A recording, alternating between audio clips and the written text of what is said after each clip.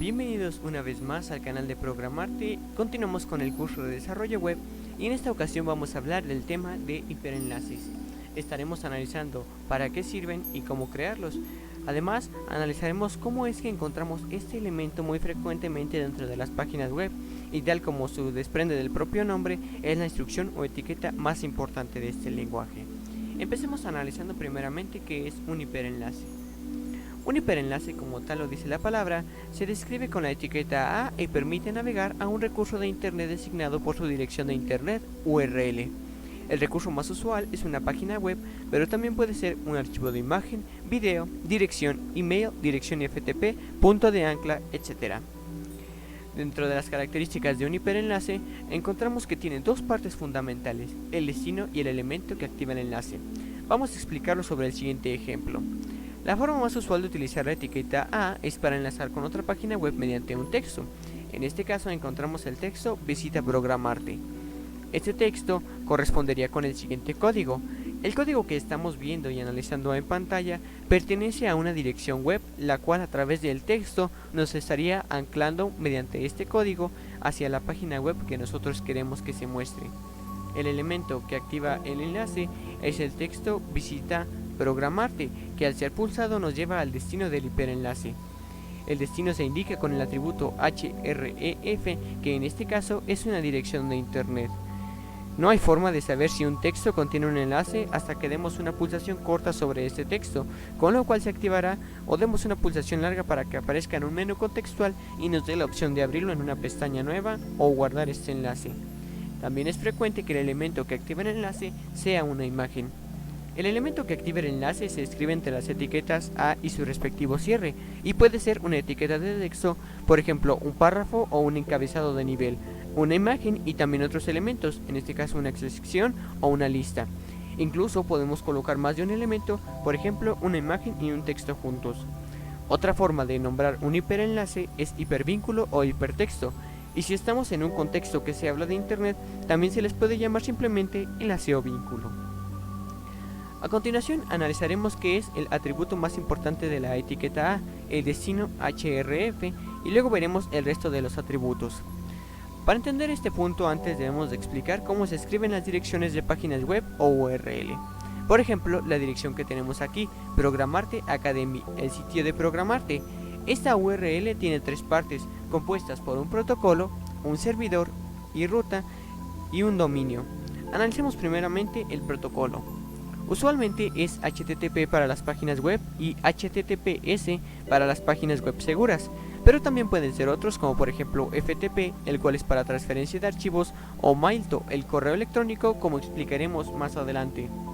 El servidor o dominio, el cual encontramos, es un ordenador con unas características especiales conectado a internet donde están guardadas las páginas web que vamos a visitar. Cada servidor tiene asignada una dirección física formada por números, por ejemplo 198.162.36.49. Para hacerlo más fácil, a ese número se le asigna un nombre. El nombre del servidor debe registrarse como un dominio de internet por una entidad autorizada que establece la relación entre el nombre del dominio y la dirección física del servidor. La ruta es el camino dentro del servidor para llegar al archivo de la página web. Por ejemplo, Excel 2016 index.html indica que la página index.html está dentro de la carpeta directorio Excel 2016. La ruta puede tener varios directorios. Adicionalmente, a una URL también se le pueden añadir parámetros separados por el signo de pregunta. Por ejemplo, http www.programarteacademy.net /cursos /mostrar.php signo de pregunta ID 29 texto copol. Pero esto no va a afectar a lo que vamos a explicar a continuación. Existen diferentes formas de expresar una referencia a una página a través del atributo href. El dominio puede ser cualquier nombre que cumpla con las reglas establecidas en cuanto a tipos de caracteres que lo forman. Por ejemplo, programarteacademy.es es un dominio registrado asociado a un servidor de internet. Puede escribirse como www.programarteacademy.es o programarteacademy.es. Hablemos ahora de qué es una referencia URL absoluta. La referencia es absoluta cuando contiene todas las partes de la URL, es decir, un protocolo, un servidor y una ruta completa. Por ejemplo, La dirección http www.programarteacademy.es Excel 2016 información.html es la única parte que puede omitirse en el nombre del archivo. Si se omite, se extenderá que es index.html o index.htm.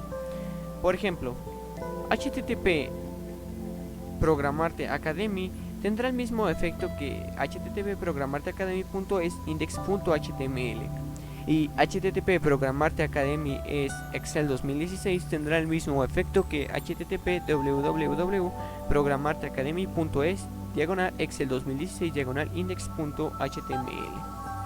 Hablemos ahora de la referencia URL relativa. Para ver estas reglas hay que suponer que tenemos la siguiente estructura de directorios y archivos en el servidor programarteacademy.es. Esta referencia es relativa cuando se omiten ciertas partes de la URL. Para construir la dirección absoluta, se siguen unas reglas lógicas que permiten deducir las partes omitidas. Se llaman relativas porque dependen de la posición que ocupa dentro de la estructura de archivos el archivo que contiene la referencia relativa. Es decir, si cambiamos a otro directorio el archivo que contiene la referencia relativa, esta también cambiará. Una de las ventajas de las referencias relativas es que permiten escribir el atributo href de forma más corta. Supongamos ahora el ejemplo que comentábamos anteriormente. En esta estructura, el directorio raíz servidor representa el nombre del dominio del servidor, en este caso, programarteacademy.webhostapp.es. Como podemos observar, la información y la tabla de datos nos muestra la raíz del servidor donde encontraríamos cada sistema de archivos a través de esta referencia URL relativa. Hablemos ahora de una estructura de hiperenlaces. En este caso, vamos a hablar de diferentes tipos, por ejemplo en el mismo directorio. Para escribir una referencia relativa a un archivo que se encuentra en el mismo directorio, no hace falta escribir la ruta, solo el nombre del archivo. Por ejemplo, si la página que contiene el enlace es menú.html en el directorio Windows 10 y escribimos la referencia relativa href-escritorio.html, tendrá el mismo efecto que si escribiésemos la referencia absoluta href http www.programarteacademy.es Windows 10 escritorio.html. En un directorio inferior. Para escribir una referencia relativa a un archivo que se encuentra en un directorio inferior, hay que escribir el nombre de ese directorio inferior en una barra, en diagonal, y el nombre del archivo o en su caso la ruta a partir de ese directorio. En un directorio superior, para escribir una referencia relativa a un archivo que se encuentra en un directorio superior, hay que escribir los caracteres 2 puntos diagonal, una coma, y para subir 2 niveles, 2 puntos diagonal, 2 puntos diagonal, y así sucesivamente. En un directorio de raíz, para escribir una referencia relativa a un archivo que se encuentra en el directorio raíz del servidor, basta solamente con escribir una barra diagonal y el nombre del archivo o en su caso la ruta a partir de ese directorio. Resumiendo, podemos decir que las direcciones absolutas son más largas y claras, mientras que las direcciones relativas son más cortas y pueden llegar a resultar confusas y difíciles de interpretar. Si cambiamos de lugar un archivo que contiene direcciones relativas, deberemos revisarlas, pues pueden dejar de funcionar. Si tenemos escritas direcciones absolutas y cambiamos de dominio, deberemos cambiarlas, mientras que si son relativas, no hará falta. En general, para escribir enlaces a archivos del mismo directorio, conviene utilizar referencias relativas, ya que son más cortas y no hay posible confusión.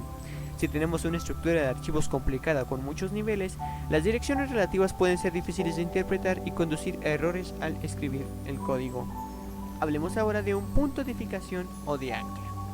Un punto de fijación o de ancla conduce a un punto dentro de un documento, ya sea dentro del actual o de otro diferente. Para ello hay que añadir a la URL el nombre del ancla y en el destino del ancla hay que añadir un ID y el nombre del ancla. Por ejemplo, para ir al punto referencias URL relativa de esta página, como se muestra en color azul, habrá que escribir de esta manera como se está mostrando en la pantalla. En el párrafo de destino habrá que escribir el ancla, en este caso utilizando una referencia relativa. En este caso podemos omitir el nombre del archivo ya que es el mismo que contiene el enlace, por lo tanto solo habrá que escribir la referencia relativa. El atributo target indica dónde se abre el enlace y puede tener los siguientes valores. Hablemos ahora de este atributo. Como ya mencionamos, puede tener los siguientes valores. Estos valores van desde un valor self, el cual se abre en la misma ventana en la que se encuentra el documento que contiene el enlace. Es el valor por defecto. Y encontramos el valor blank, el cual se abre en una nueva ventana o pestaña. En los navegadores actualizados ya se abre en una nueva pestaña, ya que es la recomendación a partir de HTML5. Si queremos que se abra en una nueva ventana, deberemos hacerlo con programación web, JavaScript, PHP, etc. Hablemos del atributo Dogland. El atributo Dogland indica que se descarga el archivo del enlace en lugar de abrirlo. El navegador detectará el tipo de archivo y procederá a la descarga si es un archivo de tipo compatible, por ejemplo un archivo de imagen JPEG o PNG, una página web HTML, archivos PDF, documentos como por ejemplo Word o Excel.